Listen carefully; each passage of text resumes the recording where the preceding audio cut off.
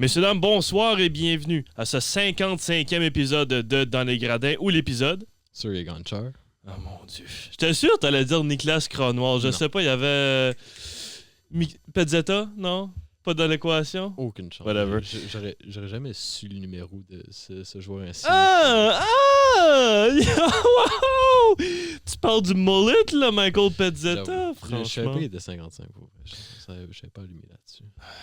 C'est pas évident d'essayer de numéro 55. L'épisode Michael Pezzetta. Oh, merci. Oui, avec... Bon, ben, Gunchar, légende. C'est pas joué comme 2 games pour le Canadien Montréal, je me trompe, tu vois? Oui. Mais ça... Oui, il a joué. On s'est trouvé une entre-légende. Okay, Ce sera l'épisode Sergei Gunchar de Dans les Gradins. Avec nul autre, bien sûr, que Philippe Giard, Mathieu Landry avec vous. Aujourd'hui, Philippe, au tableau d'affichage, assez intéressant comme programme parce que, bien évidemment, on doit parler de la deuxième ronde des séries éliminatoires de la Ligue nationale.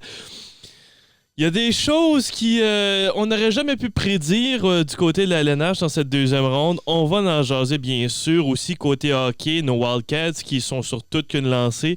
Écoute, déjà en finale de la JMQ qui débute dès samedi et dimanche, les 2 matchs à la maison. Le white-out, en passant, Philippe, je sais que tu t'attendais d'y aller samedi. C'est un white-out pour les 2 matchs. Donc, on se doit d'apporter un petit T-shirt blanc. J'irai. J'en ai 2 blancs, fait que je vais les laver. Ça, c'est crème. Puis, je vais les laver dans pour... des Wildcats ou juste des un blanc. Un white-out comme les Jets font en séries éliminatoires. Et bien sûr, pour représenter un peu... des Wildcats? Oui, j'ai un quarter zip des Wildcats. OK. Ouais, j'en ai un que j'avais reçu quand on y travaillait, bien sûr. Si t'avais à acheter un chandail des Wildcats, un joueur dans leur histoire, n'importe qui. C'est bien sûr Anthony The Hammer Hamel. Je t'en ai parlé hier. C'est tout qu'un joueur de hockey, ancien capitaine. Je suis un grand fan d'Étienne Morin, je pense que... Ah oui? Oui, je pense que c'est peut-être là que je m'en irais. Tu tirais côté Morin. Je te blâme pas. C'est un excellent joueur. Mais si je représenterais, ce serait le Hammer. Bon, on va en parler justement des Cats parce qu'il y a beaucoup de choses à dire de leur côté aussi. Toute qu'une série qui est attendue face à l'Océanique de Rimouski. On a su l'adversaire finalement en finale. L'Océanique, bien sûr, qui sera déjà de la Coupe Memorial. Donc, on s'assure une place de la Coupe Memorial du côté des Wildcats grâce à cette apparition en finale. Par la suite, bien sûr, segment sporadique, on vous parle d'un sport d'hiver. D'hiver, D', pas de D', pardon, D-I-V-E-R-S. Et finalement, notre segment favori, nos 3 étoiles de cette semaine. J'ai hâte de te partager ma 2e étoile. Ça fait longtemps qu'on n'a pas parlé de ce sport-là. Mais, premièrement, Philippe, côté LNH, la 2e ronde des séries éliminatoires qui est débutée. Et écoute, par manque de meilleurs mots, qu'est-ce qui se passe avec Mikko? Il y a quelque chose qui s'est explosé du numéro 96 et tout d'un coup, c'est la seule personne qui marque pour son équipe, ce qui est d'ailleurs inquiétant. On en pense quoi de base de cette série-là, toi qui es un grand fan des Stars aussi? Inquiétant pour qui? Inquiétant pour les Stars, inquiétant pour les autres? Les Stars. Autres. Moi, je pense que c'est inquiétant pour les autres parce que au rythme où il marque là, ouais. Comme, écoute, déjà, on a vu qu'il était capable de gagner un match à lui seul. Il vient de le faire deux fois d'affilée. Ouais. Donc, écoute, déjà, il y a ça. On n'a plus besoin de s'inquiéter de son cas, je pense. C'est sûr que il peut y avoir des bases de régime, des changements un peu de momentum dans une série. Donc, on s'attend à ce que ça réduise à un moment donné cette production infernale là. Ouais. Mais je pense que la beauté des Stars, c'est qu'il y a d'autres joueurs qui peuvent le faire. Présentement, ils ont des rôles un peu plus effacés parce qu'il y a quelqu'un qui a juste pris le gouvernail puis il a dit « Moi, je pars avec le bateau. Puis vous allez tout embarquer, vous avez mes petits matelots. » Sure. Vas-y. C'est ça mon analogie. Mais en tout cas, c'est phénoménal ce que Rantanen vient de faire là. Écoute, 2 tours du chapeau de suite. Un en 3e période seulement. Face à son ancien naturel. Équipe. Il y a juste... C'est genre... Écoute, c'est un peu cliché. C'est ce qu'on répète depuis des jours, mais... C'est le genre de choses que tu pourrais pas scripter, là. Non, vraiment. Non, il n'y a aucune chance. c'est plus grand que nature ce qu'il a fait là. On pensait aussi peut-être que, écoute, cette série-là était dans la poche là, pour l'Avalanche et, écoute, vraiment sorti de nulle part, là, Rantanen, qui a tout chamboulé les plans de son ancienne équipe. Il y a des gens qui doivent s'en vouloir au Colorado. La Caroline doit être en train de se demander pourquoi ça peut plus être nous. Ouais.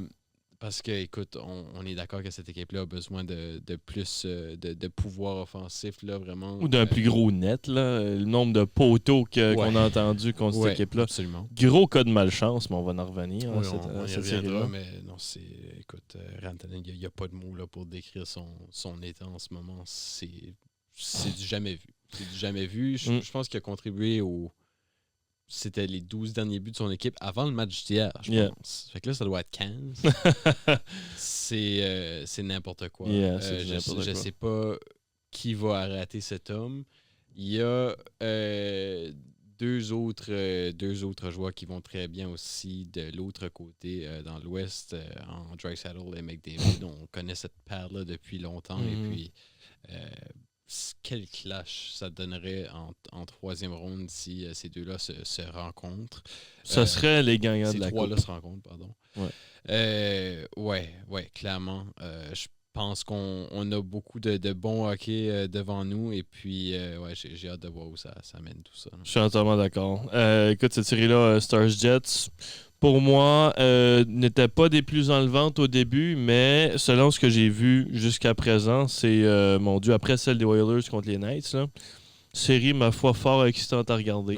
Des deux côtés, j'ai découvert à quel point Wyatt Johnston méritait son nouveau contrat.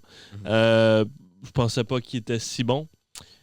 Là, je le sais. Unger, très bien. Hellebuyck a retrouvé ses moyens. Sur un troisième trio aussi, Johnson. Ah, mais un troisième trio. On s'entend, là, toi, là. Troisième trio, c'est pas un troisième trio. C'est un monstre de troisième trio.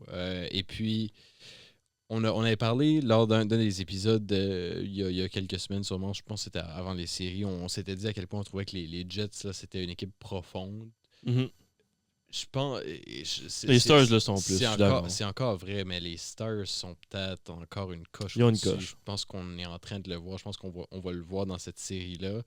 Il y a des points d'interrogation du côté des Jets. Est-ce que Scheifele est à 100%? Non. Puis, bon, Connor, écoute, un joueur exceptionnel, mais là, tout d'un coup, je trouve que la solidarité, peut-être l'intégrité de cette équipe-là a été remise en question légèrement. Puis je me demande là, si on va réussir à faire face à cette équipe des Stars là, qui, pour moi, déborde de talent. Il y a tellement d'options pour cette équipe-là. Même le quatrième trio est juste vraiment qui est solide. énorme en désavantage numérique. Là, juste Sam Steele qui est là à journée longue. Il est incroyable. J'ai aussi redécouvert un amour pour quelqu'un que ça fait longtemps que je n'avais pas regardé, genre analysé sur la glace, qui est Matt Duchesne. Ça me rappelle. Le gars a 35 ans puis il bouge comme s'il en a 22. Il a toujours été rapide. Tellement rapide, puis je l'ai juste vu rentrer dans la zone en troisième période, te faire un between the legs dig juste bien tranquille. Je pense avant de Logan Stanley en plus, qui a un bâton de 8 pieds de long.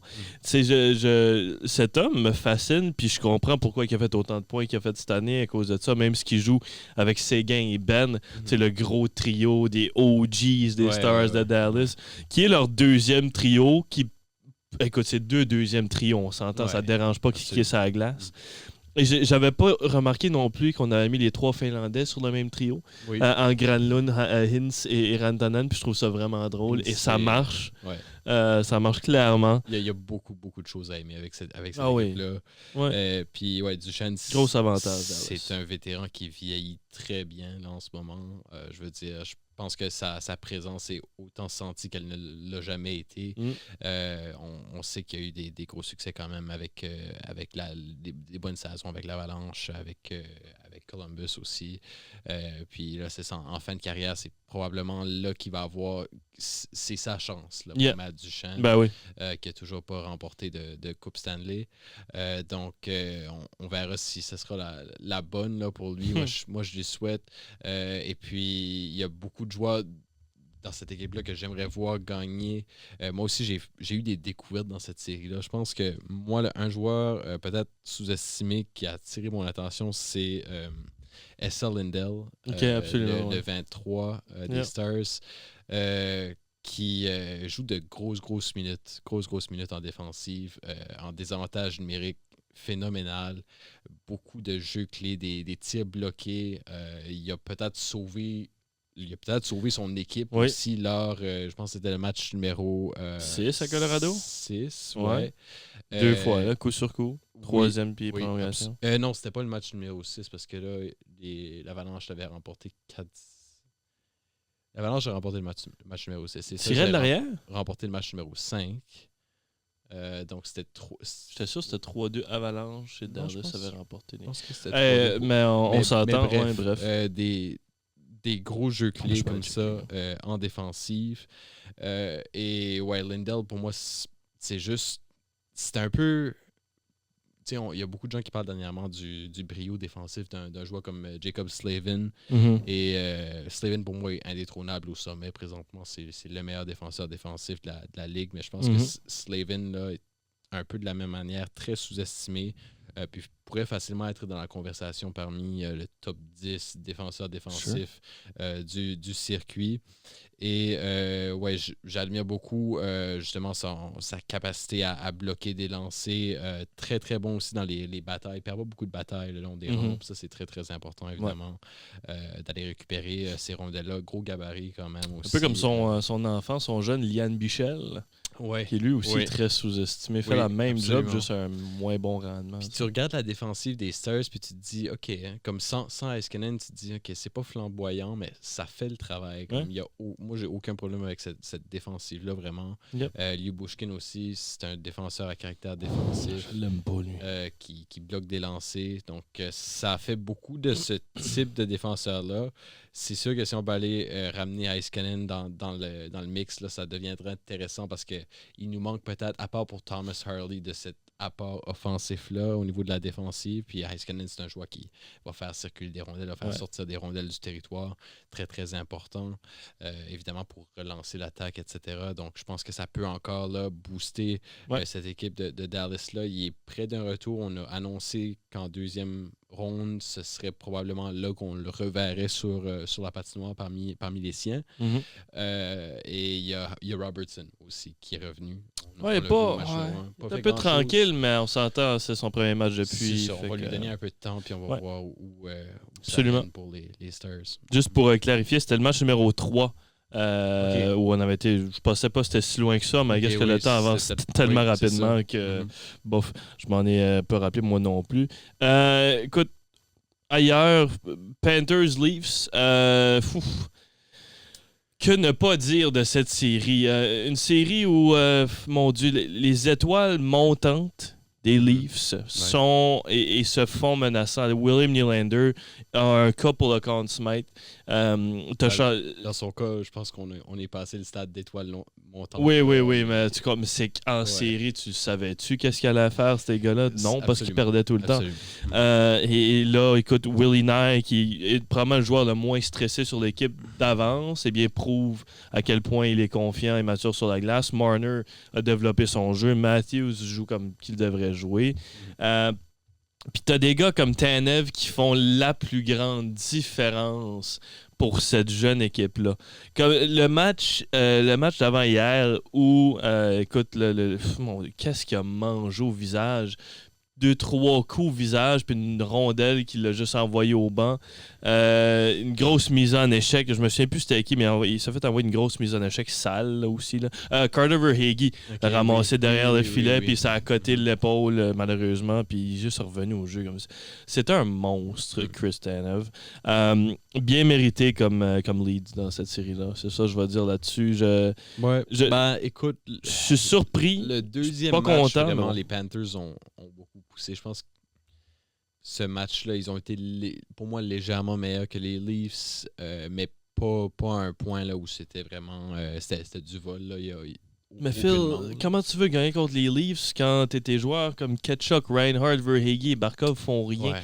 C'est le seul trio allumé sur cette équipe-là, c'est Luostarinen, Lundell et Marchand. C'est ton deuxième trio, fine, c'est bien. Mais les autres, ces gars-là jouent en désavantage numérique. Ils jouent sur le deuxième avantage numérique, puis ils vont jouer à 5 contre 5. Un moment donné, il faut que tes gros gars travaillent puis fassent quelque chose. Puis non seulement ça, mais Seth Jones et Aaron Ekblad, les deux grands défenseurs offensifs de cette équipe-là, font rien pour aider ton équipe. Yeah. Gustav Forsling fait sa job parce que c'est Gustav Forsling, c'est un des défenseurs les plus constants de l'histoire de la Ligue. Mais tu sais, à un moment donné, en série, il te faut des joueurs qui step up. Puis si tes joueurs qui step up, c'est Eetu Luostarinen qui a 8 points en 7 matchs puis le meilleur marqueur de son équipe, il y a un énorme problème. Ouais. Puis Bob, on s'entend non plus, n'est pas convaincant. Fait que, tu sais, il y a un moment donné, les Panthers sont peut-être juste trop confiants, finalement. C'est peut-être une question de « Hey, on a gagné la coupe si les Leafs sont pas censés être ici. » Which, que je te l'ai déjà dit en début de toutes ces prédictions de série-là, les Leafs se méritent largement leur spot puis ils vont se rendre plus loin que le monde pense. Là, gagner une coupe, je le sais pas.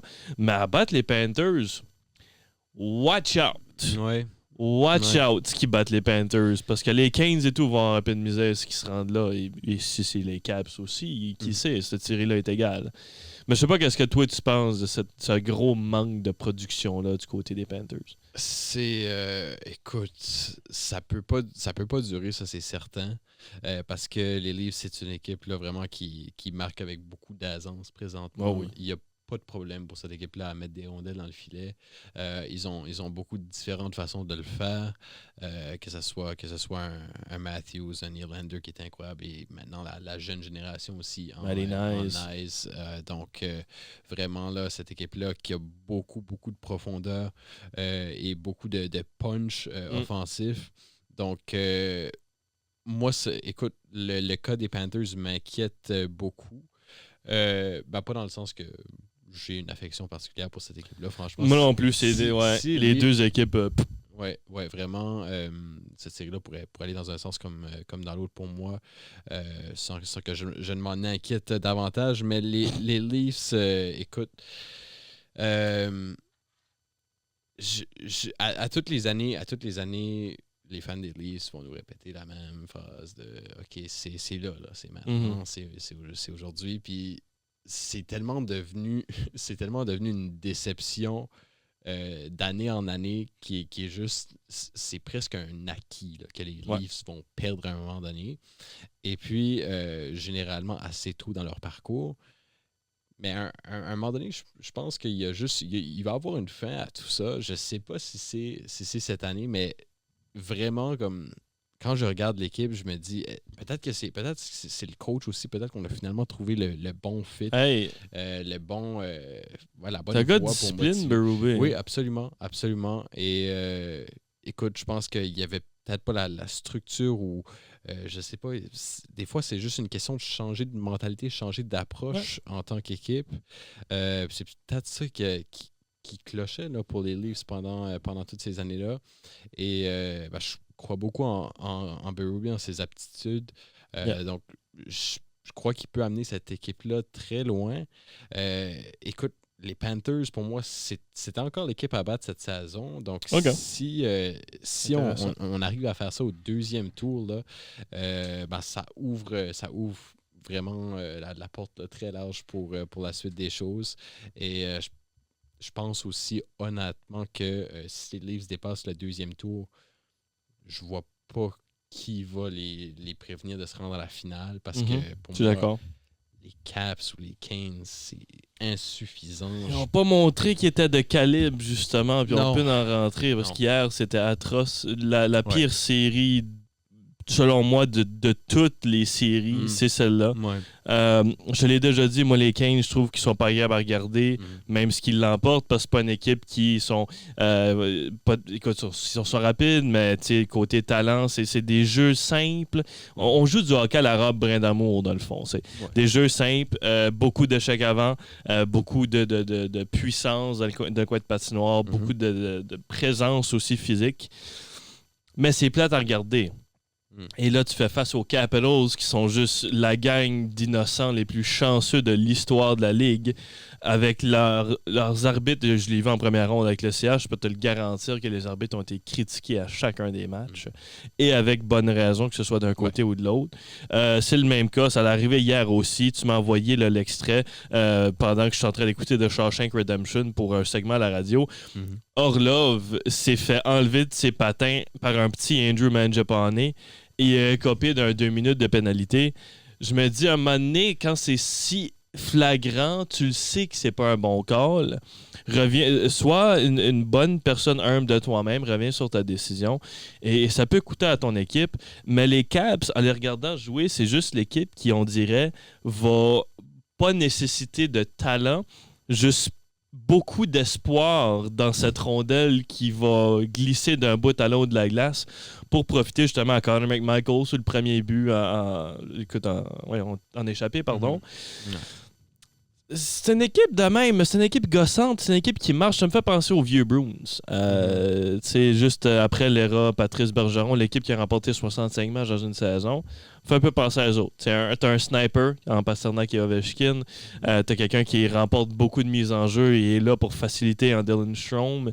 T'as un gros tannant, mettons, c'était Charlie Coyle ou whatever, qui n'avait comme 45 cette équipe-là anyways. Et Tom Wilson, qui est l'MVP de l'équipe durant ces séries, accompagné de Logan Thompson, qui d'ailleurs fait un excellent travail. Tout de suite, on peut pas... J'aime pas dire que les équipes jouent de chance. Mais tout de suite, les Capitals sont genre à 0 sur l'échelle de « je le mérite ». Ben, moi, voici ce que je pense. On a joué 2 matchs dans cette série-là, et puis les Capitals ont joué une bonne période, qui était la deuxième période de ce deuxième match, je dirais. Sinon, pour moi, ils ont été largement dominés. Je veux dire, l'échec, ils semblaient sans réponse face à l'échec avant des Canes, parce que c'est une équipe rapide, c'est une équipe qui est affamée pour aller chercher ces rondelles-là. Puis il y a beaucoup plus là, déjà en ce deuxième match de sentiment d'urgence pour moi chez la Caroline. Je voyais pas du tout les Caps compétitionner, je les voyais pas investis dans ce qu'ils faisaient. On dirait qu'il manquait un peu il manquait d'intention dans leur jeu. Et ça, c'est... Tu peux pas te permettre de manquer d'intention. Tu peux pas te permettre d'errer sur la patinoire à ce niveau-là, à ce stade-là de la saison. Il n'y a pas de flanage qui se fait là, sur la patinoire, parce que c'est assez même avec une équipe comme les Kings, qui n'est pas nécessairement une équipe que je considérais très apte à punir l'adversaire sur le niveau du score. Parce que justement, on n'a pas nécessairement ces gros compteurs-là dans l'équipe. Svechnikov avait marqué 5 buts lors de la première série. Il joue encore bien pour moi, Svechnikov, puis je pense qu'on attend beaucoup de lui. Il a frappé, je pense, 2 poteaux à lui seul parmi les 6, soit dit en passant, que les Hurricanes ont frappé jusqu'à maintenant dans cette série-là. Ou peut-être 7. Donc ça fait beaucoup de malchance pour les Canes avec ce but aussi hier qui a ouvert le débat. C'était une rondelle qui a rebondi dans le visage de Shane Gostisbehere pour aboutir près de la ligne rouge, puis il y avait, je sais plus qui, Connor McMichael qui passait par là, ramasse la rondelle, va marquer sur Anderson d'un tir qui frappe le coin, les 2 poteaux, et rentre dans le filet cette fois-là, juste pour être insultant. Les Caps, là, vraiment. Là, pour en dire le minimum. Là. Écoute, je vais pas... Commence à détester les Caps. Je vais pas m'éterniser sur les Caps, mais pour moi, c'est pas une équipe qui est vraiment... surtout avec ce que j'ai vu lors de ces 2 premiers matchs-là, je pense que les Kings vont... facilement aller chercher les 2 matchs à la maison, parce que c'est une équipe qui joue très bien à la maison. Vraiment, les Canes aussi, c'est 2, comme vraiment, les Canes sur la route et les Canes à la maison, c'est comme 2 équipes différentes. On dirait que tout d'un coup, quand ils sont chez eux, la rondelle rentre dans le filet. Je sais pas c'est quoi, mais ils réussissent à se nourrir de l'énergie de la foule d'une manière. Puis il y a quelqu'un qui va se lever, qui va aller marquer un gros but. Donc, moi, je pense que cette série-là va être 3-1 en faveur des Kings assez rapidement.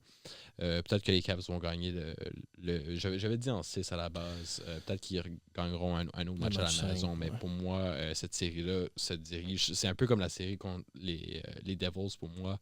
Ça se dirige dans une direction très claire. Et je vois pas, je sais pas. Oui, il y a des atouts du côté des Caps. Il y a des joueurs qui peuvent causer du dommage. Tom Wilson joue très bien. Ouais. Autant je déteste Tom Wilson. Il joue du bon hockey en ce moment. Hier, il a joué un rôle clé dans ce match-là. Physiquement. Défensivement c'est incroyable. Aussi, vraiment. Se lançait là, pour bloquer des rondelles. Se mettait dans les lignes de tir. Donc, s'il y avait un joueur là, vraiment qui jouait avec l'énergie du désespoir pour les Caps, c'était Tom Wilson. Ouais. C'est lui qui a gagné le match numéro 2 pour moi, pour les Canes. 100%. Ovechkin doit en donner plus. Même, je sais qu'il est vieux, ça peut pas être une excuse. On peut pas se permettre à ce stade-ci de faire aucune excuse sous aucune forme. Puis, c'est ça. Du côté des Caps, ça manque vraiment de conviction pour moi présentement. Puis je pense que les Canes, malgré leur déficit là, au niveau de marquer des buts, je pense que ça va changer à la maison. Puis pour moi, les Caps là, ont vraiment encore besoin de se réveiller parce que c'est pas vrai qu'ils se sont réveillés dans le match numéro 2. Ils ont eu une période, ils ont eu un joueur qui a joué un gros match, puis ça a fait la différence. Donc là, ils partent avec une page blanche présentement. Mais s'ils veulent remporter cette série-là, ils vont devoir en faire plus parce que les Kings, c'est une équipe expérimentée. C'est une équipe qui ne va pas se laisser tasser. Puis c'est, pour moi, de loin la meilleure équipe de cette série-là jusqu'à maintenant. Oui, absolument. Puis finalement, une équipe qui, eux, n'ont pas de la misère ou peur de la mettre derrière Adin Hill. Non. Les Oilers d'Edmonton, mes nouveaux favoris pour remporter la Coupe Stanley. Si on est capable de démonter les Knights de même, 2 matchs de suite, offensivement, comme pense à ça, Phil. Les Oilers d'Edmonton... Pour moi, Dallas, c'est meilleur que Vegas, par contre. Défensivement? Défensivement, non. Avec Heiskanen, c'est proche. Ils ont marqué 9 buts contre, selon moi, la meilleure équipe défensive de la Ligue. En les Knights. Tu peux aussi mettre un cas pour les Canes. Moins le gardien de but. Oui, Adin Hill, t'as vu le but qu'il a accordé à Vasily Podkolzin quand il est rentré dans l'enclave. Est-ce que tu inclus J'ai inclus l'offensive. Est-ce que tu inclus le gardien dans défense? Pas tant. Okay. Pas autant que tu le penserais, parce que, écoute, c'est la dernière, je crois, la dernière unité de défense, blablabla. Mais Adin Hill, en série, est atroce et tout le monde le sait. On l'a vu hier accorder, selon moi, le pire but des séries. C'est quand Vasily Podkolzin s'est dirigé fin seul dans l'enclave. T'as poussé un muffin qui a entré tout juste entre sa patte gauche et sa mitaine et a donné carrément la victoire aux Oilers d'Edmonton après ça. Je pense moins 1,5 au niveau des buts. Hier, ça? Je serais pas surpris. Mais en même temps, l'autre côté, t'as Pickard qui n'est pas mieux. Pas grand chance sur 2 débuts, on s'entend. C'était fin seul de l'autre côté de la patinoire. Mais ça, c'est que les Oilers sont pourris défensivement. Je pense que Pickard a été le meilleur des deux jusqu'à maintenant. Ah oui, oui, absolument. Pickard n'a pas perdu en 6 matchs. Hein? Il est 6-0 en série, Pickard. Mais tout ça pour venir au point que c'est drôle de dire ça de même, mais les Oilers, finalement, ont du renfort. Hier, Podkolzin, son trio, a fait 2 des 3 buts, 2 des 5 buts. McDavid, sa seule apport offensif, c'était en prolongation. Et en passant, McDavid t'a chié sur Eichel. C'était pas drôle. Juste prouver un point dans le visage d'Eichel. Eichel n'était pas dans une position naturelle, évidemment. Eichel a été débarré à la porte de son vestiaire en se tournant de l'autre côté. C'était la pire chose qui aurait pu arriver. Et c'était tellement simple pour Connor qu'il l'a juste envoyé à qui d'autre que le meilleur marqueur de la Ligue, Leon Draisaitl, pour terminer le match. Chose aussi que j'ai aimé du côté des Oilers, c'est Connor Brown. Je savais pas à quel point Connor Brown était pas invisible, je te dirais. J'irais pas loin à dire qu'il était bon. Il était correct. C'était un gars de 3-4e trio. Mais le gars, il peut être explosif, peut apporter un flair offensif sur un trio moyen qui donne un avantage, quand même, donne au moins une chance de marquer à son équipe. Puis, avec tout ça, il l'a prouvé hier. Puis je pense que, écoute, il il m'a surpris, le Connor Brown. Ouais. Mais là que les Oilers ont du renfort sur les autres trio, il faut que le deuxième se réveille. Là, Nugent Hopkins ne fait absolument rien en série. Bouchard a arrêté de marquer, mais c'est qui gagne, qu'est-ce que ça change? Les Oilers sont mes nouveaux favoris pour remporter la Coupe. Puis pour vrai, je serais même pas surpris que ça finirait en 4. Les Knights sont juste pas l'équipe qu'ils aimeraient être. Puis en plus de ça, on s'en va à Edmonton. Qu'est-ce que tu veux de plus? Genre, qu'est-ce qui va se passer? Ouais. Toi, je sais pas si je vais aller jusqu'à dire qu'ils sont les favoris. Tu préfères les Stars devant les Oilers quand même? C'est tellement difficile pour moi de dire qu'une équipe est la favorite quand ils ont Calvin Pickard et Stuart Skinner comme leurs duo gardiens. Ils n'ont même pas de besoin, Phil. Non, je sais, mais écoute, à un moment donné, je me dis... Ça se peut juste pas. Comme à un moment donné, ça va pas. Cette formule-là peut pas marcher jusqu'à cette formule-là peut pas marcher jusqu'à la fin. Elle l'a fait l'année passée. Le dude avait 44 points en série. À un match près. Un match près, oui. Et il y avait de la chance pour moi qui était impliqué dans ça, oui. Parce que les Oilers, déjà, contre les Stars en finale de conférence, cette série-là aurait au moins dû se rendre en 7 matchs, d'après moi. Mais bon, les Oilers ont joué un peu de chance, selon moi, pour aller en 6 matchs se rendre en finale. Les Stars méritaient un meilleur sort. Je pense qu'ils vont... pour moi, on se dirige vers ça là, en finale, c'est clair. Ça va être le retour. Finale de la conférence. Oui. En finale de la conférence, oui. Et là, en finale de la Coupe, ce serait qui contre eux autres? Parce que là, tout de suite, je mettrais un 2 que ce serait les Leafs. Je serais tellement pas surpris. Moi aussi, disons les Leafs. Mais en tout cas, bref. Je sais pas si je suis capable. Je sais qu'ils ont les 2 meilleurs joueurs du monde, mais c'est difficile de miser contre un Draisaitl et un McDavid dans leur prime. Mais pour moi, ils n'ont pas réglé le point d'interrogation numéro 1 avec cette équipe-là. Puis je pense qu'ils ne vont pas gagner jusqu'à ce qu'ils le fassent. Okay. Puis ça, c'est entre les deux poteaux. Là. C'est juste... C'est un énorme problème. Ouais. Jake Ottinger aussi est un énorme problème. Parce il joue bien. Il est énorme et il est un problème pour les Oilers parce que je pense que ça sera pas aussi facile. Clairement, ce sera pas aussi facile de marquer. Le but, Ottinger accorde jamais un but comme comme a marqué dans ce deuxième match-là. C'est pas du tout la même paire de manches. Je pense que les Oilers, oui, ont beaucoup de facilité à marquer, mais en partie, ça part déjà des gardiens de but adverses qui sont faibles. Donc, je sais pas si ils vont réussir là, à percer avec autant de facilité contre une équipe comme les Stars. Et bon, pour cette raison-là, je vais conserver quand même là, mon raisonnement que les Oilers ne sont pas les favoris pour remporter la Coupe, mais je vois où tu veux en venir quand même. On le souhaite. Sur une finale canadienne. Là. Ce serait beau. My God, que ce serait un beau moment. Première fois de l'histoire que ces deux équipes-là s'affronteraient en finale de la Coupe, ça serait de toute beauté. Côté hockey, on a du hockey qui est un peu plus proche de chez nous parce que les Wildcats, comme on l'a mentionné en début d'épisode, sont de la finale de la JMQ, tenteront d'aller chercher un 3e titre, le premier depuis 2010. Et dans cette équipe-là, Philippe, il y avait notre grand chum retraité, David Savard. Qu'est-ce qui est drôle de la part entre ces deux équipes-là, c'est que la grosse coïncidence, c'est que les 2 meilleurs marqueurs venaient de Saint-Hyacinthe, en David Savard et Caleb Desnoyers. Savard, sa défenseur. Si tu regarderais le roster de cette équipe-là et les statistiques, je pense 3 des 5 meilleurs marqueurs de l'équipe, c'est des défenseurs, dont Brendan Gormley. Si tu te souviens de Brendan Gormley. Oui. L'équipe était correcte. Je comprends pas comment ils ont gagné, mais ils l'ont fait. Ils ont gagné en 6 en finale, si je ne m'abuse, puis contre les Sea Dogs de Saint-Jean. Okay. Et là, 2006 aussi, ces derniers l'avaient rapporté, mais ça, c'est l'équipe à Crawford, à Marchand, à Keith Yandel. On connaît, c'est incroyable comme équipe. Et là, cette année, on est en finale, on va se rendre à la Coupe Memorial. Je vais te citer des petites choses que les Wildcats ont accomplies cette année. Et ensuite de ça, on va rentrer de la grosse raison pourquoi ils ont fait tout ça cette année. De base, les Cats ont remporté 27 de leurs 28 derniers matchs. Bonne chance d'en perdre 3 en 7.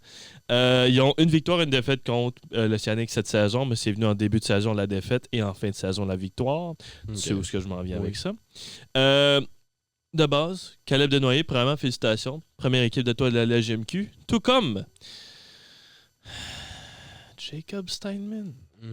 Et tu sais où est-ce que je veux m'en venir avec ça et à quel point j'ai détesté cet échange-là, Monsieur McDougall. Je pense pas que ça aurait de différence en fin de compte, par contre. Ben, ça dépend de ce qu'ils veulent jouer, parce que là, on s'entend qu'ils vont faire jouer Mathis Rousseau le premier match parce que c'est un gardien vétéran. On s'en fout, man. Genre, mets juste Rudy Guimond, qui a pas perdu une game en 23 matchs, qui a battu le record de la CHL lors de son dernier match pour le plus grand nombre de victoires. Et là, c'est pas de suite, là. C'est juste les victoires sans défaite en temps réglementaire. Victoire de suite, il l'a depuis le 11e match. Il l'a doublé, là, tu sais. C'est juste lamentable, son affaire. Mon Dieu, des records d'équipe. 108 points, 53 victoires, c'est des records d'équipe. 9 défaites en réglementaire, un record d'équipe. 144 buts contre durant la saison régulière, c'est un record d'équipe. Et un pourcentage de points de 844 aussi, c'est un record d'équipe. Et là où je veux m'amener avec ça, Philippe, c'est le pourcentage... Quelle saison? Non, mais c'est fou. c'est une saison incroyable. Et malheureusement, pour certains, ce n'est pas la première fois que leur entraîneur-chef fait ça. J'ai été voir les statistiques de Garner tantôt. Garner, McDougall, l'entraîneur-chef des Cats, a commencé sa carrière avec les Reds de UNB en 2000. Les temps ont été difficiles au début de sa carrière. À peine craquer les 600 pourcentages de points pour ensuite exploser et faire une saison de 946 de pourcentage de points qui a été en 2008. Et depuis 2008, Philippe, une saison sous les 800 qui était de 768. Sinon, toutes ces saisons, Garner McDougall a au moins un pourcentage de points de 800. Et on le sait, la dernière fois que Garner était dans la JMQ, il a remporté la Coupe Memorial avec les Sea Dogs. N'a pas perdu de match, si je ne m'abuse non plus, à la Coupe Memorial. Et là, va probablement... À quel point, là, il faut penser que ce gars-là, dans la Ligue nationale, aurait peut-être fait une grande différence dans une équipe. Ouais, le gars ne perd pas. C'est absurde. Tu sais, comme des fois, tu dis c'est l'équipe. Ouais, c'est l'équipe. Oui, mais je me disais ça aussi jusqu'à temps que je vois le même pas 600 à 940. Il a fait quelque chose. Là. C'est pas juste l'équipe. Là. Le gars, c'est un monstre. Sa dernière saison à UNB, il n'a pas perdu un match. Si on combine les deux records... Il y a quel âge le Garner? 72, genre. Il est assez vieux. Attends, il faudrait que je clique sur son profil. Je veux dire, écoute, carrière là, quand même qui dure depuis des lustres. Oui, un très bon bout de temps. Je n'ai pas son âge ici, mais il a commencé là, en 90 sa carrière d'entraîneur, alors qu'il était assistant avec les Flin Flon Bombers de la SJHL. Quand même, je vais aller vérifier là, va sur sa page Wikipédia, là, vite fait. Parce que Garner le mérite et son équipe aussi. Et durant cette rencontre-là contre l'Océanic, ça va être difficile l'Océanic de rester dans le match, sachant que les Wildcats, eux, n'ont pas de blessure majeure outre Logan Crosby, qui apparemment n'a fait rien pour changer l'allure de cette équipe qu'une défaite en séries éliminatoires. Et l'Océanic, eux autres, ne peuvent pas compter sur le défenseur Luke Coughlin, Spencer Gill et Connor Sturgeon. Ouais. Bonne chance! L'équipe est décimée vraiment. Yep. Je pense qu'ils sont trop mal en point. Ils ont joué en 7 matchs en deuxième période de prolongation lors de leur série précédente. Donc, c'est juste... Écoute, c'est difficile de voir comment cette équipe-là peut aller chercher des réserves d'énergie. Je sais pas où ils vont trouver ça. Écoute, c'est vrai... en même temps... Ils ont des excellents joueurs. Oui. Ils ont 2 excellents premiers trios. Ils ont le meilleur gardien des séries en Mathis Langevin.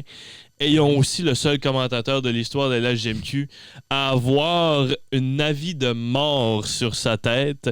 Je sais pas si tu as vu. Ah bon. Le commentateur de l'Océanique de Rimouski lors du match numéro 7 face à Shawinigan.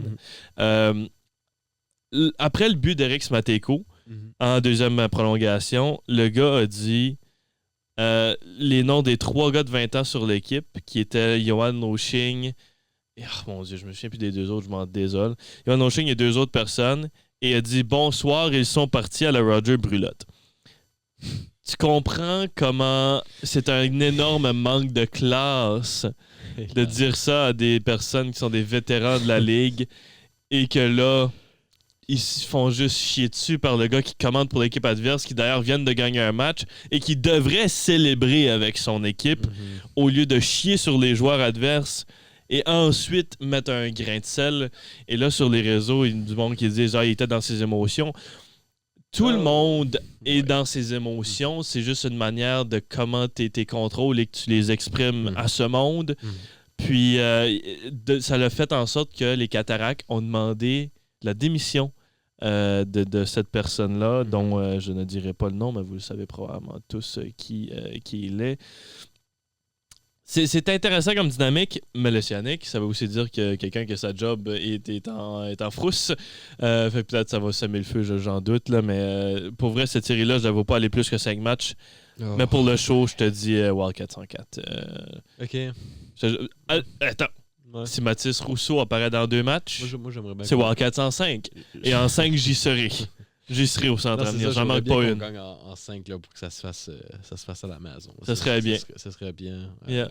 Je vais aller voir ce match numéro 1 là, donc demain déjà. Ouais, j'y serai des 2 en plus. On pourra. Okay. Ouais. Le whiteout. Oublie pas le whiteout. Oui, je vais te le rappeler demain. C'est noté. Que dire? Les Wildcats, pour vrai, là... J'ai habillé pour l'occasion. Moi, c'est crème, là, mais bon. Si crème, on veut être spécifique... Crème, okay. C'est bon. Ça va être spécifique, c'est ça que c'est. Mais bon, laissez-nous savoir ce que vous pensez, vous, de cette série-là. Nous autres, à Moncton, on est bien contents d'être ça.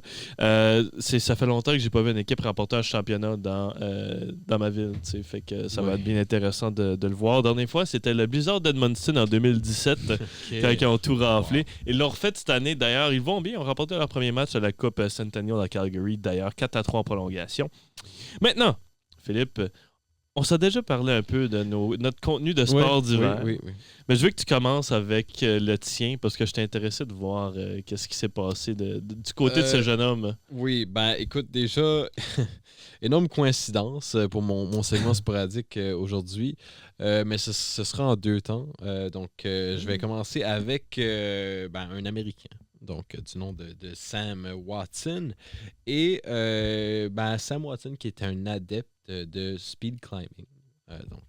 Speed climbing, qui est une des nombreuses variations d'escalade où on livre donc une course à un adversaire sur un mur, 2 murs identiques. Ouais. Donc, c'est des ascensions identiques. C'est un mur qui est standardisé. Il existe depuis 2011. Oh, wow! Puis c'est une configuration déterminée là, de prises qui sont répliquées dans diverses régions du monde pour ces compétitions.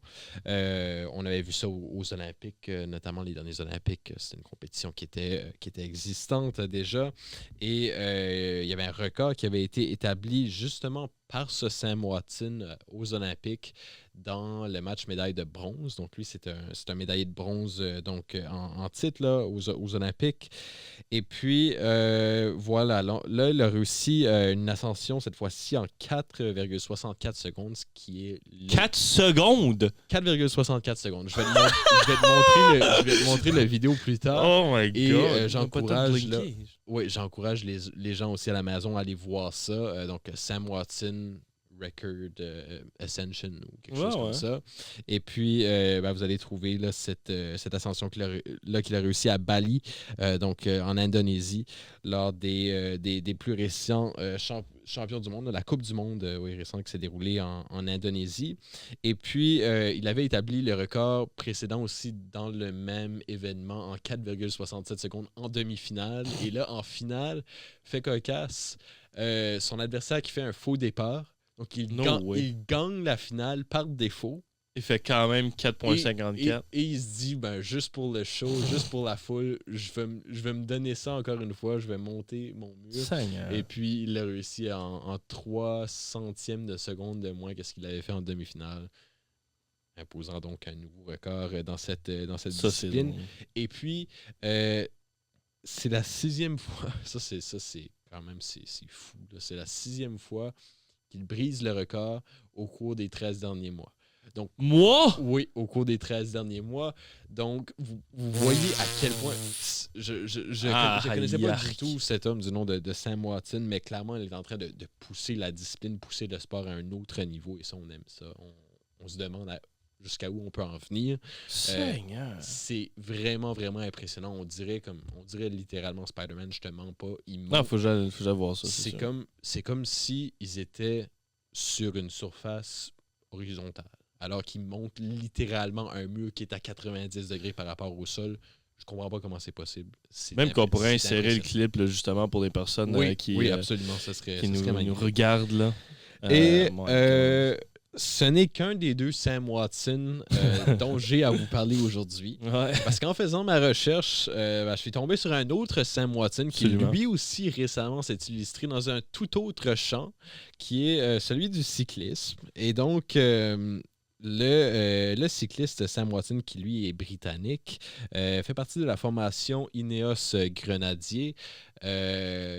Oui. Une grenadier avec ça, celle-là. Là.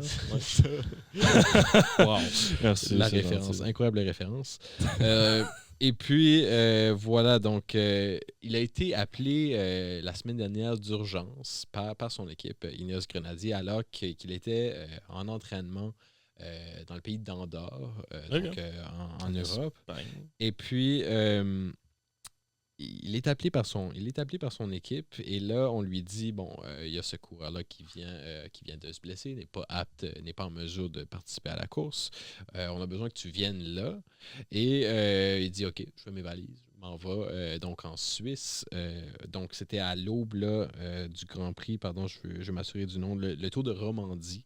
Et avant, donc, pour ceux qui ne sont pas nécessairement familiers niveau cyclisme, là, avant le Tour, là, avant que les étapes officiel s'enclenche, il y a toujours ce segment contre la montre qui va avoir lieu au tout début pour positionner les coureurs. Et puis, dans ce cas-ci, c'était fait sur 3,3 km. Donc, le Sam Watson arrive là 3 jours d'avance.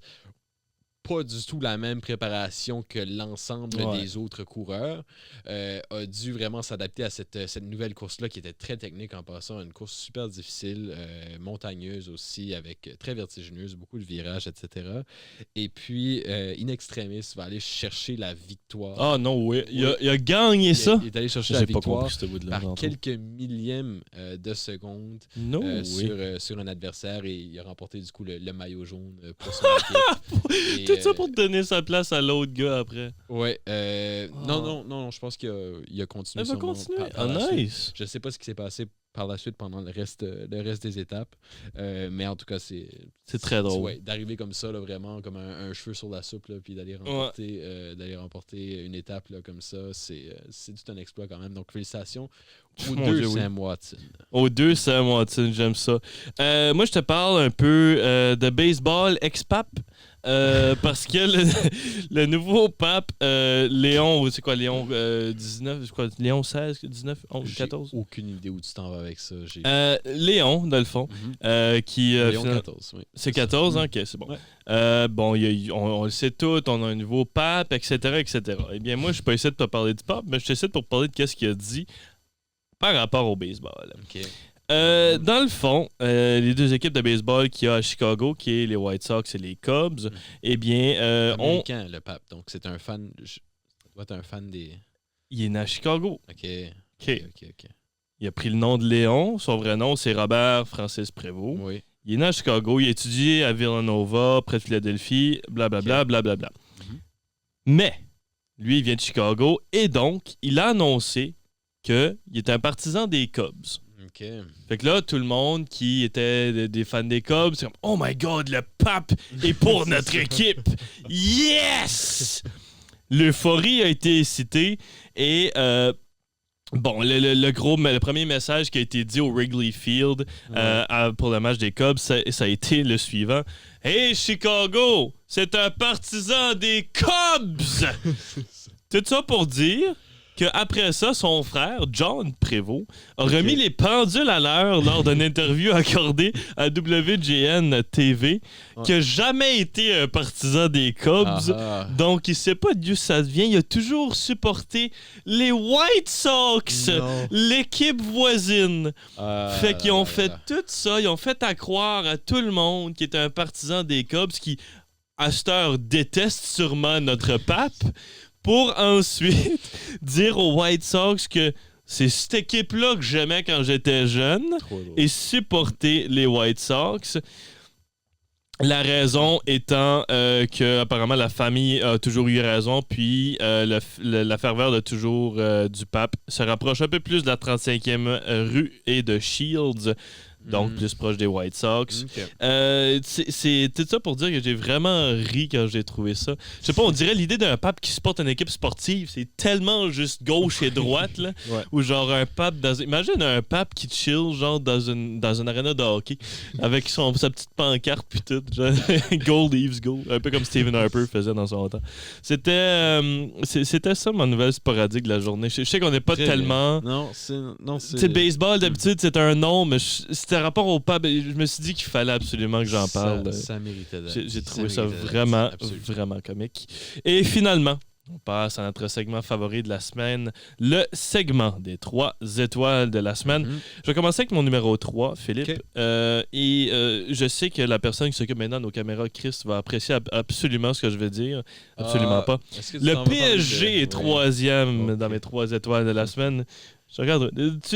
Non. Le PSG est 3e parce que personne ne s'attendait que le PSG se rende si loin.